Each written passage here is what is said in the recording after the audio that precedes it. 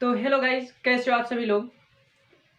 बहुत से विद्यार्थियों को वर्ग और वर्गमूल जो है बहुत ज़्यादा टफ चैप्टर लगता होगा, लेकिन ऐसा कुछ है नहीं इसमें। केवल इसके बेसिक फंडा को आपको समझना है।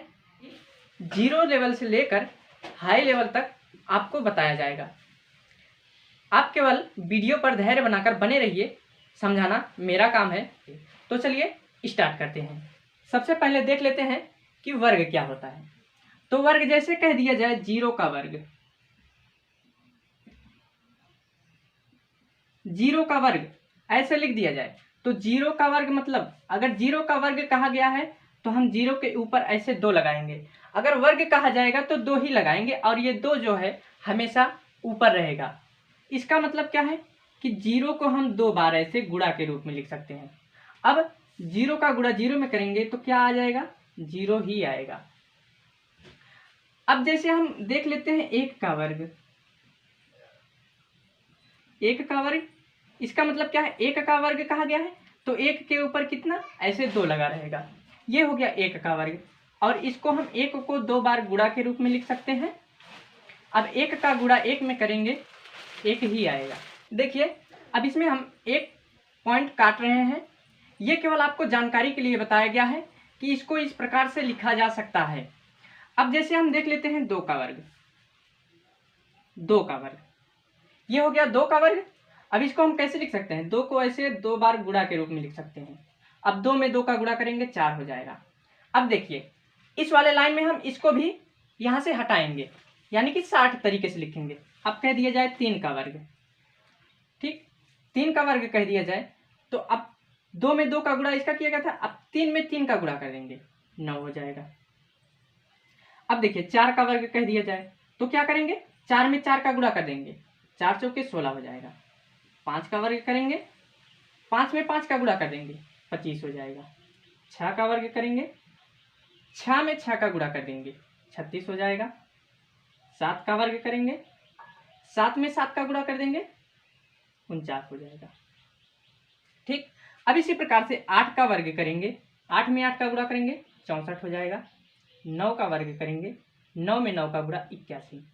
ठीक, इसी पर आपको 5-6 पॉइंट बताए जाएंगे जो कि आगे सवाल में बहुत उपयोगी हैं। तो चलिए पहला पॉइंट देख लेते हैं।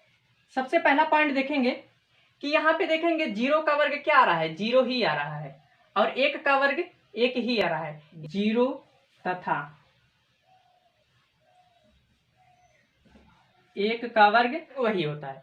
अब देखेंगे दूसरा पॉइंट, इकाई के स्थान पर जीरो भी है एक भी है, लेकिन दो देखेंगे कहीं है इकाई के स्थान पर।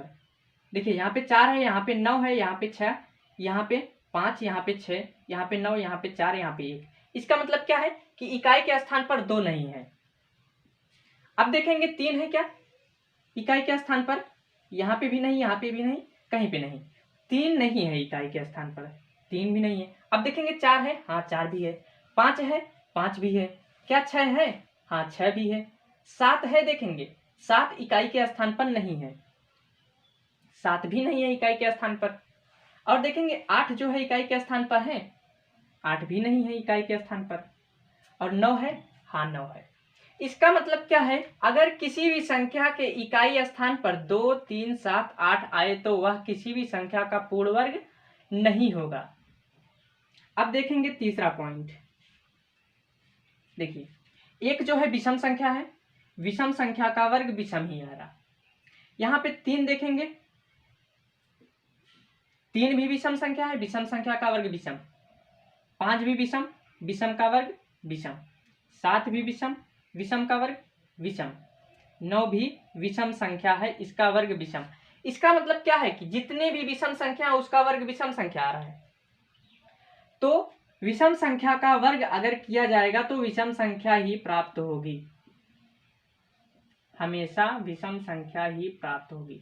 विषम संख्या का वर्ग किया जाएगा तो हमेशा कैसी संख्या प्राप्त होगी, विषम संख्या ही प्राप्त होगी, ध्यान दीजिएगा। तीसरा पॉइंट हो गया ये।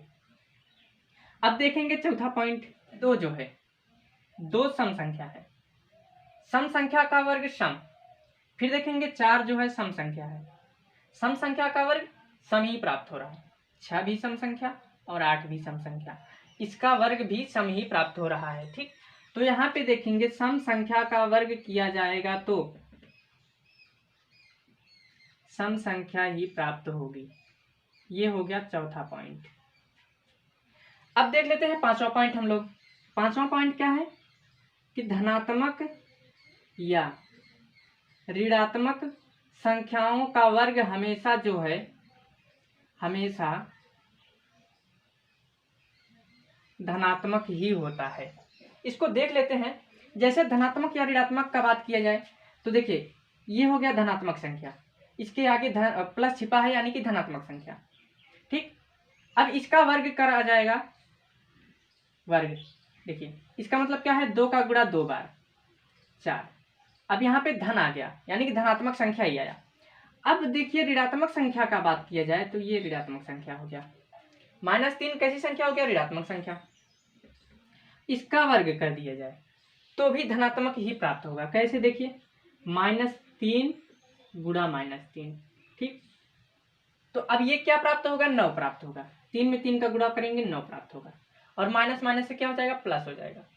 तो आप देखेंगे धनात्मक संख्या था तब भी धनात्मक आ रहा था वर्ग इसका, ऋणात्मक है तब भी इसका वर्ग धनात्मक ही आ रहा है। तो पांचवा पॉइंट क्या हो गया, धनात्मक या ऋणात्मक संख्या का वर्ग हमेशा जो है धनात्मक ही प्राप्त होगा। अब चलते हैं क्वेश्चन पर। देखिए इस पहले वाले क्वेश्चन में जो है 5 क्वेश्चन दिया गया है। क्या कहा गया है कि निम्नलिखित में कौन कौन संख्याएं पूर्ण वर्ग है। तो आपको समझना होगा कि पूर्ण वर्ग क्या होता है। आप वर्ग समझ चुके हैं कि वर्ग क्या होता है, लेकिन अब कहा गया है कि पूर्ण वर्ग। ठीक, तो जैसे अगर कह दिया जाए 2 का वर्ग कितना होता है 4, 3 का वर्ग कितना होता है 9, 4 का वर्ग कितना होता है 16। तो ये जो संख्याएं प्राप्त हो रही हैं ये है पूर्ण वर्ग। अब इसी में कह दिया जाए 15, क्या यह पूर्ण वर्ग है, नहीं है, क्योंकि यह किसी भी संख्या का वर्ग नहीं होता। पूर्ण वर्ग कहने का मतलब क्या हुआ, किसी न किसी संख्या का क्या होना चाहिए, वर्ग होना चाहिए। तो ये जो है 2 का वर्ग है, ये 3 का वर्ग है, ये 4 का वर्ग है, यानी कि कहने का मतलब क्या है कि यह पूर्ण वर्ग है। ठीक, तो चलते हैं सवाल पर। पहला सवाल क्या है कि पहला सवाल 121 है। इसमें कहा गया है कि यह पूर्ण वर्ग है कि नहीं। तो इसको क्या करेंगे, ये देखेंगे 11 का पूर्ण वर्ग। अब देखिए 110, यह पूर्ण वर्ग नहीं है। क्यों नहीं है, यह किसी का वर्ग होता नहीं है। कैसे पता चलेगा, 110 को ऐसे हम गुणनखंड विधि से काट लेंगे। 2 से काटेंगे, 2 पच्चे 10, फिर 2 पच्चे 10, फिर 5 से काटेंगे, 5 एकम 5, 5 एकम 5। ठीक, फिर 11 से काट देंगे। देखिए पूर्ण वर्ग कहने का मतलब क्या है कि अगर इनका जोड़ा बन जाता तब ये पूर्ण वर्ग होता। जैसे 2 जो है कितनी बार होता, 1 2 इसमें और होता, फिर 5 एक बार और होता, 11 एक बार और होता, तब ये पूर्ण वर्ग होता। लेकिन यहाँ पे जोड़ा नहीं बन रहा है, केवल 2 और 5 और 11 आ रहा है, इसीलिए यह पूर्ण वर्ग नहीं है। चलिए अगला सवाल देखते हैं। देखिए 36 क्या पूर्ण वर्ग है, हाँ है। क्यों, क्योंकि यह 6 का वर्ग है, क्योंकि यह 6 का वर्ग है, इसीलिए 36 पूर्ण वर्ग है। ठीक, ये भी है, ये भी है। अब 144 जो है, क्या यह पूर्ण वर्ग है, हाँ ये भी है, क्योंकि यह जो है 12 का वर्ग है। 12 का वर्ग है। आपको 1 से 20 तक का वर्ग याद कर लेना है। और देखेंगे 162 जो है, क्या यह पूर्ण वर्ग है, तो ये पूर्ण वर्ग नहीं है, क्योंकि यह किसी भी संख्या का वर्ग नहीं है। तो चलिए हम लोग अगले क्वेश्चन की तरफ चलते हैं। देखिए दूसरा क्वेश्चन क्या है, क्वेश्चन पढ़ते हैं। निम्नांकित में कौन संख्याएं सम संख्याओं के वर्ग हैं और कौन विषम संख्याओं के वर्ग हैं। तो आप ध्यान दीजिएगा क्या कहा गया है, कौन सम संख्या का वर्ग है और कौन विषम संख्या का वर्ग है। तो आपको हम बेसिक में पॉइंट में बताए थे, शायद तीसरा पॉइंट था, आपको उसमें बताया गया था कि अगर सम संख्या रहेगा तो उसका वर्ग जो है सम संख्या प्राप्त होगी, अगर विषम संख्या रहेगा तो उसका वर्ग विषम संख्या प्राप्त होगी। तो आप सम और विषम कैसे पता करेंगे, देखिए ये पूरा 2 से विभाजित हो जाएगा तो सम संख्या, ये जो है सम संख्या है, इसका मतलब क्या है कि यह सम संख्या का वर्ग है। ठीक, सम संख्या का वर्ग है। कैसे पता चला? लास्ट में 6 जो है ये सम है। अब देखेंगे 121, एक जो है यहाँ पे इकाई अंक केवल देखेंगे, एक जो है विषम संख्या है, तो ये क्या है? विषम संख्या का वर्ग है। ठीक, ये विषम संख्या का वर्ग है। अब देखेंगे 289, 289 क्या है? विषम संख्या है, ये भी विषम संख्या का वर्ग है, विषम संख्या का वर्ग ये भी है। अब देखेंगे यहाँ पे एक अभी आपको हम बताएं विषम संख्या है, तो ये कैसी संख्या हो गया? विषम संख्या का वर्ग। विषम, ये संख्या का वर्ग ही समझना, ठीक, लिख दे रहे हैं संख्या का वर्ग। अब यहाँ पे देखेंगे 676, ये 6 जो है सम संख्या है, तो जब 6 सम संख्या है तो ये कैसी संख्या का वर्ग है? सम संख्या का वर्ग है। ठीक,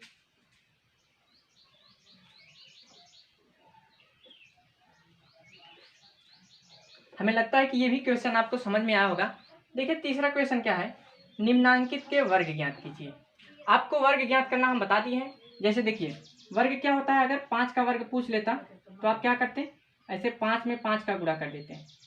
12 का वर्ग पूछ लेता तो 12 में 12 का गुणा कर देते हैं, यानी कि उसी संख्या का उसी संख्या में गुणा कर देते हैं, जो गुणा करने पर आता वही वर्ग होता है। जैसे 5 का गुणा 5 में करते हैं 25, ये 5 का वर्ग। 12 का गुणा 12 में करेंगे 144, ये जो है 12 का वर्ग 144। तो इसी प्रकार से आप उसी संख्या का उसी संख्या में गुणा कर देंगे। देखिए इसका वर्ग पूछा गया है, ऐसे लगाएंगे। उसके बाद देखिए 65 गुणा 65। ठीक, देखिए इसकी एक ट्रिक है, हम ट्रिक से लगा दे रहे हैं, आप गुणा कर लीजिएगा। ठीक, देखिए 5 का वर्ग करेंगे 25 हो जाएगा, और 6 से एक बड़ी संख्या 7, 7 छंग 42, इसका वर्ग इतना प्राप्त होगा। ठीक, अब देखिए इसका वर्ग कहा गया है, 87 का गुणा क्या करेंगे? 87 में ही कर देंगे। अब जो गुणा करने पर आएगा वही वर्ग हो जाएगा। हम ट्रिक द्वारा लगा दे रहे हैं, आप गुणा कर लीजिए, आपको गुणा तो आता ही होगा, और गुणा तो आप जानते हैं, ट्रिक भी समझ लीजिए। पहले क्या करेंगे?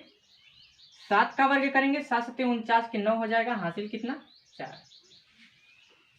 फिर देखिए इन दोनों का गुणा करेंगे, 7 8 56, और 56 में 2 का गुणा करेंगे, कितना हो जाएगा? 112। कितना हो जाएगा? 112। 112 में 4 जोड़ेंगे 116 हो जाएगा। कितना हो जाएगा? 116। अब देखिए 6 यहाँ पे लिख देंगे, और हासिल कितना बना? 11 बना। अब इसका 8 का वर्ग करेंगे, 8 आई 64, 64 में जो है 11 जोड़ देंगे तो कितना आएगा? 75, ये इसका वर्ग हो गया। इसी प्रकार से आप लगा सकते हैं। चलिए इसका वर्ग हम देखते हैं, 125 का। तो आप क्या करेंगे? -125 फिर गुणा -125, इसका गुणा कर लीजिए। ये तो प्लस में ही आएगा, आपको पता है, क्योंकि हम आपको पीछे वाली पॉइंट में बता चुके हैं कि चाहे निगेटिव वाला रहे चाहे पॉजिटिव वाला रहे, उसका मान जो आएगा, वर्ग जो आएगा, पॉजिटिव ही आएगा। चलिए अच्छा, इसको भी ट्रिक से लगा देते हैं, आप गुणा करके देख लेना। ठीक है, सबसे पहले क्या करेंगे? 5 का वर्ग करेंगे। देखिए लास्ट में अगर 5 रहेगा तब भी ये ट्रिक लागू होगा। 5 का वर्ग करेंगे 25,